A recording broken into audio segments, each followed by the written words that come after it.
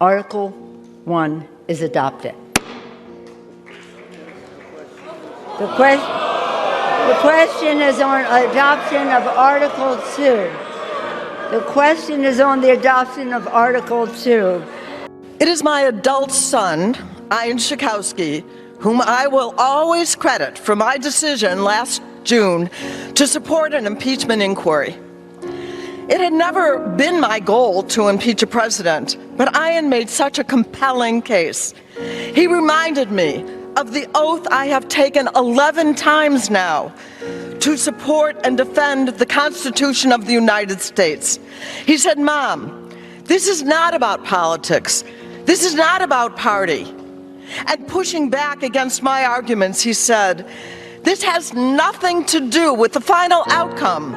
It's about doing the right thing, even if others don't." He made me see that it was about my legacy, my modest place in history. I want to thank you, my son. That the President of the United States came out, and his lawyer came out and said very specifically that they had reached out to a foreign power and asked him for information on a political rival. Rudy Giuliani said it openly on television. The President responded accordingly when asked by a reporter. And for me, that was fundamentally different. That was something we're here to listen fundamentally is to be heard. Thank you, Madam Speaker. I rise today in support of House Resolution 755. As a CIA case officer, I used to meet with foreign nationals who were providing vital intelligence to help inform our hardest national security decisions and keep our country safe. These individuals from countries where leaders abused their power and defied the rule of law risked imprisonment and often their very lives in order to provide the United States with information to help us, to inform us. When we made the decision as members of Congress to support those sniper rifles and ammo and grenade launchers and the things we were sending, and then we learned that the administration didn't actually send them and held on to them, we've got a problem. Because we made a decision about what was going to keep the American people safe. I understand why the administration wouldn't just come forward and tell us or let their witnesses testify. If they did nothing wrong, tell the American people the truth, and then they can make a decision about what we do next. But we have to take this thing step by step. It's about a lot more than just one phone call. I mean, this is really about whether this administration is protecting the American people in the Ukraine and elsewhere. And people have doubts about that now. We need to put those doubts to rest.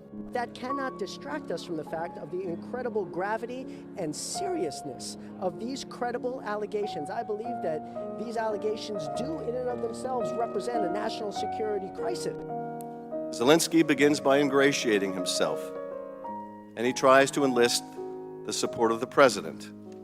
He expresses his interest in meeting with the president and says his country wants to acquire more weapons from us to defend itself. And what is the president's response? Well, it reads like a classic organized crime shakedown. Shorn of its rambling character and in not so many words, this is the essence of what the president communicates. We've been very good to your country, very good. No other country has done as much as we have. But you know what? I don't see much reciprocity here. I hear what you want. I have a favor I want from you, though. And I'm going to say this only 7 times, so you better listen good. I want you to make up dirt on my political opponent, understand lots of it. On this and on that. I'm going to put you in touch with people, and not just any people. I'm going to put you in touch with Attorney General of the United States, my Attorney General, Bill Barr. He's got the whole weight of the American law enforcement behind him. And I'm going to put you in touch with Rudy. You're going to love him, trust me. You know what I'm asking, and so I'm only going to say this a few more times, in a few more ways.